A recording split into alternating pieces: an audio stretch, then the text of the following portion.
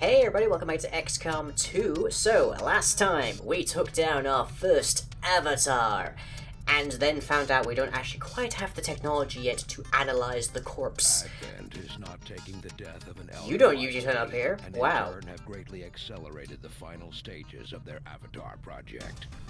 A plan is now in place for the rapid processing of all non-essential human life to begin immediately. That seems like something you tell me in a cutscene right before a pivotal mission. Eep.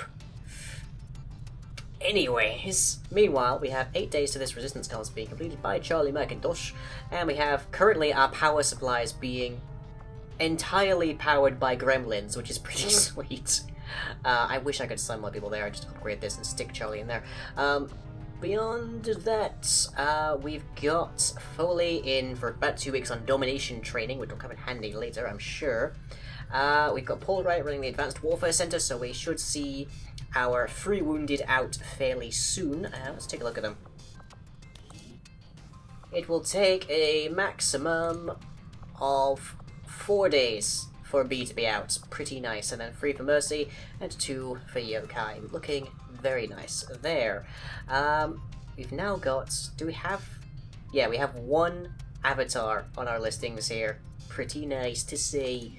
And I don't think we have any more in terms of technology to get. We have the Andromedon research currently going, but I don't know if that's going to actually give us anything meaningful. We've got an experimental piece coming out of the Proving Ground in 4 days. I don't have anyone actually working on that, or if we done already. Resistance Com's coming up in 8. We really don't have much going. Plenty to do, however.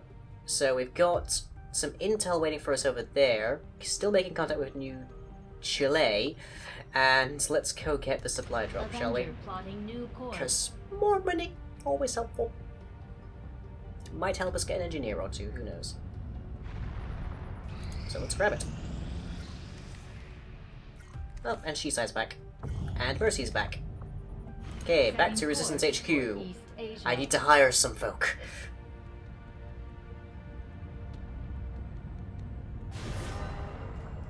Great, let's take a look. Engineer! Oh good. You're expensive, but I can afford it for once. There really isn't much point to me getting a scientist, so we'll leave that alone for now. And I guess we'll move...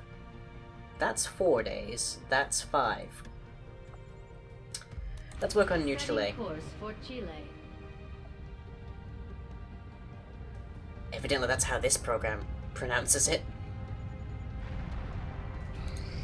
New item? Gas bomb! Ugh. We are so short on actually having any kind of acid. But okay, we have somebody who is not currently manned. So let's stick you into here. Polina Malakova. Which now reduces the training time there to 5 days, or 6 days, I think that says. Okay. We do still have somebody idle in the Orc, because nobody's injured. I think we do actually have... at least 1 Illyrium core. Let's take a look. We have 3, in fact. Okay. In that case... let's get the Icarus armor. That seems like something useful here. Sounds good, Commander. I'll let you know as soon as the project is ready for deployment. And get a staff member in here, who's currently in the Orc. Advanced Warfare Center, there you are. So 5 days, we'll have the Icarus armor. Good. Which will be very handy for our snipers, again. Somebody did ask me why I haven't gone after the Rage armor, which we get from the Berserker Queen. The answer is it's just kind of lackluster by comparison. All 3 of the armors, and the suit versions, which are the lower versions, panic their associated alien when they spot them, usually. They're fairly decent quality armors. The Serpent suit, it's basically my baseline here. It's the first one you get. It has the Frostbite, which can freeze an enemy in place for a bit. And it has the grapple, which can make you very maneuverable, very much. And then there is the Icarus armor, which I'm working on right now, whose primary ability is that you can redeploy, like the floaters from the first game. So you can basically put one of your units almost anywhere on the map in a single action. And then there's the rage suit, which has a melee attack. That's it. It's honestly not much by comparison. So, yeah, I kind of don't like the rage suit very much. I don't consider it a priority. I am sure you will find the results to be as what does this intriguing get us? as I do, Commander. The fact that this armored Proximity environmental mine. suit is capable of functioning in combat well after the original wearer has expired is remarkable. I must consult with Shin for further study into this unusual behavior. Although similar in size and physical structure to the Muton species, the Andromedon, as it's come to be known, does not appear to be of the same genetic design as the Muton. I stress design here because perhaps more so than all but the most extreme examples, the Andromedon was engineered to exist only within the confines of the environmental suit we see them wearing in the field. Destruction of this protective equipment results in a reaction similar to what we might see if a human astronaut were to remove their helmet in space. That is to say, a painful and unpleasant death within minutes. Eep. Fumes vented regularly from its suit, oh dear. The most common element is argon, and otherwise harmless gas when handled properly. Ah. Interesting, and that gets us the proximity mine. Handy, I guess, but we're not terribly, concerned with it. And we have no more new research, for the time being. So let's hop over to engineering, take a look at what it takes to build a proximity mine. Just supplies. Will self-trigger when an enemy penetrates its radius, dealing massive damage to the environment and enemy targets alike. So that would be handy when we're defending an area, but not terribly helpful otherwise, I fear. And we could get the boltcaster, in fact, why not? Get the plasma boltcaster while we're at it.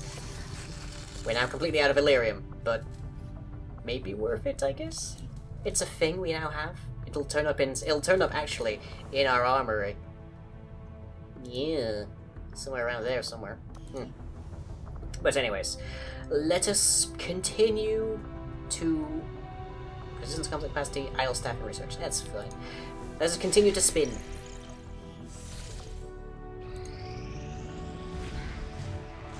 Great. 1 point. Heaven. I didn't even get the opportunity to fight that one. Taking out that facility would deal a serious blow to their efforts. I know, I'm right on top of it.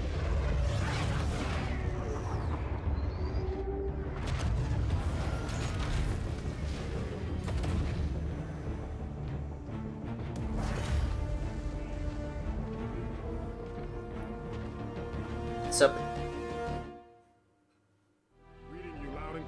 I want to know who that guy is. I really do.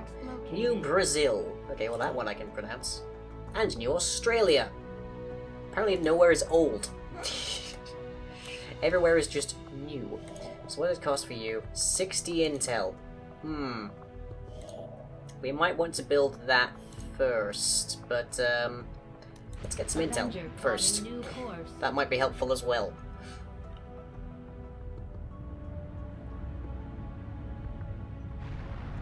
Now, just out of curiosity, what exactly is in this?